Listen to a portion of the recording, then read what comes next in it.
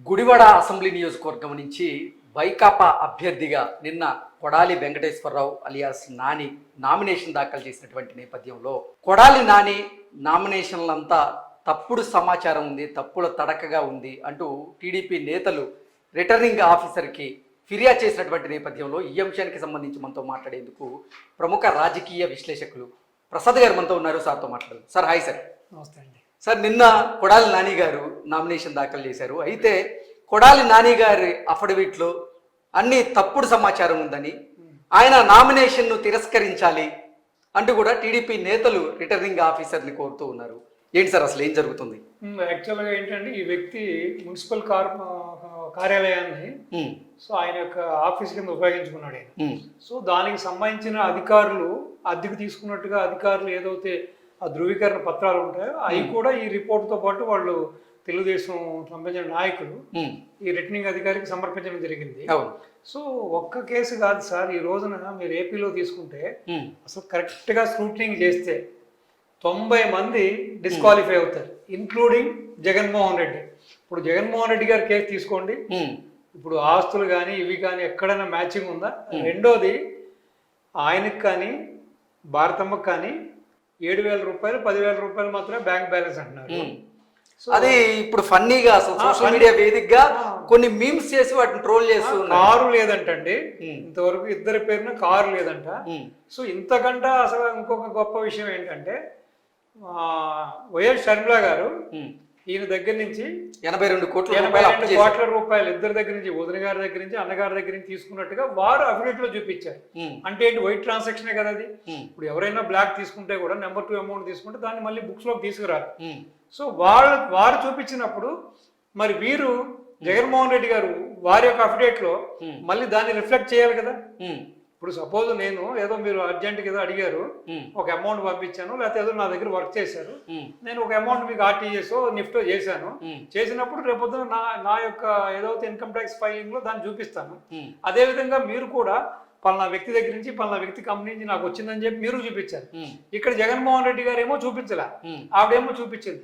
So ఈ విధంగా చూస్తే జగన్మోహన్ రెడ్డి గారు కూడా ఇప్పుడు అనర్హుడే కదా, ఆయన మీద కూడా వెయిట్ అయ్యారు కదా.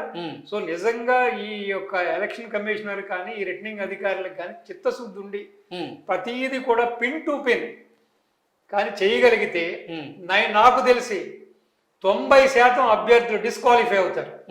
ఎందుకంటే నిన్న మొన్నటిదాకా అధికారంలో రానప్పుడున్నంత వరకు వీళ్ళంతా అనాకానిగాడు.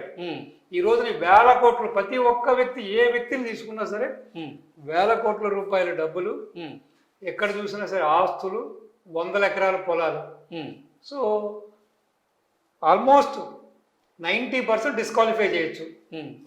మూలిగే నక్క మాది తాటికాయ పడ్డట్టు అసలే ఓటమి భయంతో అల్లాడుతున్నటువంటి కొడాలి నానికి ఇప్పుడు ఈ నామినేషన్ అఫిడవిట్కి సంబంధించినటువంటి అంశం మరింత తలనొప్పిగా మారింది అంటూ కొన్ని వార్తలు వస్తూ ఉన్నాయి. సార్ ఏంటి నిజంగా ఇప్పటికే కొడాలి నాని ఓటమి భయంతో విలవిల్లాడుతున్నాడా, ఆయనకి మరింత భయపెడుతోందా ఈ అఫిడవిట్ అంటే ఏం చెప్తారు? సో భయపెడుతున్నాం అనేదానికన్నా మనం మరొక కోణంలో కూడా ఆలోచించవచ్చు. ఇన్ని బూతులు, నోటుకొచ్చినట్టు ఇంత అసభ్య పదజాలం, ఇంత సంస్కారహీనుడుగా మాట్లాడే మాటలు చూసే ఈ వ్యక్తి బహుశా ఏదో వంక పెట్టుకుని ఎలాగో ఓడిపోతున్నాం, నలుగురిలో ఎందుకు మనం పలచనవ్వాలని చెప్పి కావాలనే చెప్పి తన అఫిడవిట్ ని తప్పులు తడగా మార్చి డిస్క్వాలిఫై చేసుకుంటే అదో గౌరవం కదా. రేపు నీచాతి నీచంగా ఘోరాతి ఘోరంగా ప్రత్యర్థి చేతిలో ఓడిపోయేదానికన్నా సరే ఏదో తెలుసో తెలియకో అఫిడవిట్ సరిగ్గా చేయలేదు, ఆయన డిస్క్వాలిఫైడ్ అంటే అదొక కాస్త కోస్తో గౌరవం మిగులుతుంది కదా. బహుశా ఇది కూడా ఒక గేమ్ అనిపిస్తుంది నాకు. ఓకే, అంటే ఓటమి భయంతోనే కావాలనే కొడాలి నాని గారు అఫిడవిట్ లో ఇటువంటి తప్పుడు సమాచారాన్ని పొందుపరిచి ఉండొచ్చు అంటారా? ఎందుకంటే ఈ నాయకులు, ఈ ప్రస్తుతం ఏదైతే వైఎస్ఆర్పి గవర్నమెంట్ లో ఉన్న నాయకులు వీళ్ళందరూ కూడా గోడ మీద పిల్లులాగా ఉన్నారు. సో అందితే జుట్టు అందకపోతే కాళ్ళు అన్న రీతిలో మేబీ అది కూడా ఒక గేమే అనిపిస్తుంది నాకు. ఓకే ఓకే ఏంటి సార్ మరి ఇప్పుడు రిటర్నింగ్ ఆఫీసర్లు ఆ అఫిడవిట్ ని పరిశీలన చేసిన తర్వాత ఒకవేళ నిజంగా దాంట్లో తప్పుడు సమాచారం పొందుపరిచి ఉంది అని గనక వాళ్ళు భావిస్తే కొడాలి నాని మీద వేటు పడే అవకాశం ఉందా? వేటు అంటే ఇన్ ద సెన్స్ ఆయన వేసినటువంటి నామినేషన్ డిస్క్వాలిఫై అవుతుందండి 100%. ఇప్పుడు ఎవరైతే రిటర్నింగ్ అధికారి ఇప్పుడు వీళ్ళు ఆధారాలతో కూడా ఇచ్చారు కదా సార్, అదేం వేగ్గా చేసిన అభియోగం కాదు, చాలా పక్కా ఆధారాలతో ఆ మున్సిపల్ కార్యాలయాన్ని ఈయన ఆఫీస్ నిమిత్తం అద్దెకి తీసుకున్నట్టుగా ఆ యొక్క అధికారులు ఇచ్చిన ఆ ధృవీకరణ పత్రాలు ఏదైతే ఉందో, ఆ అగ్రిమెంట్ ఏదైతే ఉందో, ఆ రెంటల్ అగ్రిమెంట్, వాటిని కూడా జోడించి ఇచ్చారు ఆ కంప్లైంట్. కాబట్టి 100% డిస్క్వాలిఫై చేయడానికి ఛాన్స్ ఉంది.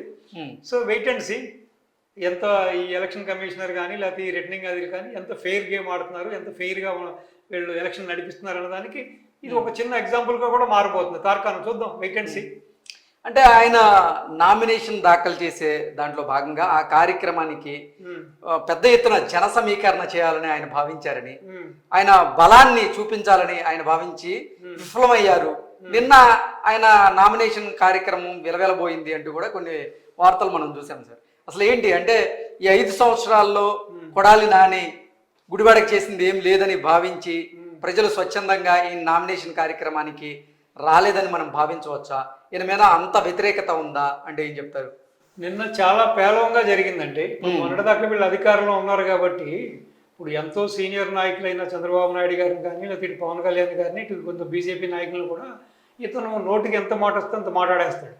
అంటే కాస్త కూడా సంస్కారం లేకుండా అసలు మాట్లాడచ్చా తండ్రి వయసులో ఉన్న బాబు గారిని కూడా నానా దుర్భషలు ఆడుతూ ఉంటాడు. సరే ఎందుకులే ఈ రౌడీతో మనకెందుకులే గొడవ, మనకెందుకులే తంట అని చెప్పి ప్రజలు ఎంతకాలం మౌనం వహించవచ్చు. ఇప్పుడు ఆపద్ధర్మ ప్రభుత్వం కాబట్టి వాళ్ళలో కూడా చైతన్యం వచ్చి ఉండొచ్చు. ఏమీ చేయలేదని ఎందుకంటారు, ఎంతో చేశాడు కదా, చక్కగా జ్యోతిసాలగా చేశాడు గుడివాడిని. ఎంతో రామారావు గారు, నాగేశ్వరరావు గారు లాంటి మహామహులు, గొప్ప గొప్ప రాజకీయ నాయకులకి వేదికైన ఆ యొక్క గుడివాడని సో జ్యోతిసాలగా చేశాడు. ఈయన క్యాసినోలు తీసుకొచ్చాడు, క్యాబరేలు తీసుకొచ్చాడు, అంటే ఆ రకంగా అభివృద్ధి, భూ కబ్జాలు చేశాడు, ల్యాండ్ సెటిల్మెంట్లు చేశాడు, ఇలా ఎన్నో చేశాడు కదా. ఇప్పుడు సన్న బియ్యం ఇస్తానని చెప్పిన ఈ సన్యాసి చివరికి సన్న బియ్యం కాదు కదా, దొడ్డు బియ్యం కూడా సరిగ్గా ఇవ్వలేదు. సో ఇన్ని పనులు చేశాడు కాబట్టి ప్రజలు నిన్న అందరూ కూడా మొహం చాటేసేసి, అప్పటికే వాళ్ళకి మొహం మొత్తిందో లేదా కడుపు నిండిపోయిందో తెలియదు ఈ వ్యక్తి చేసిన పనులు చూసి. సో చాలా పేలగా జరిగింది. సో అసలు నిన్న తనతో పట్టుమని 10 మంది లేకపోవడంతో అసలు నిన్నే ప్రస్ఫుటంగా తన ఫేస్లోనే తెలుస్తుంది ఆ ఓటింగ్ భయం.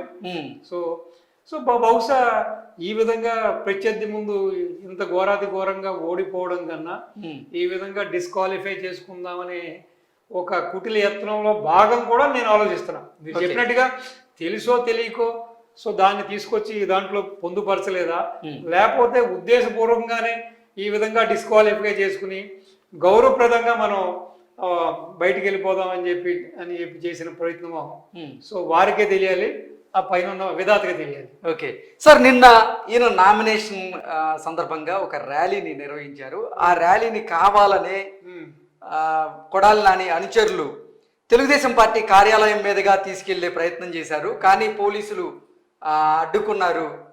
అడ్డుకుంటంతో పలాయనం చిత్తగించారు అంటూ కూడా కొన్ని వార్తలు వస్తూ ఉన్నాయి. ఏంటి సార్ అక్కడ తెలుగుదేశం పార్టీ నాయకుల్ని కానీ కార్యకర్తలను కానీ రెచ్చగొట్టే ప్రయత్నం నిన్న జరిగిందా నామినేషన్ ప్రక్రియలో భాగంగా? అంటే ఇది ఒక్కసారి కాదు కదండి.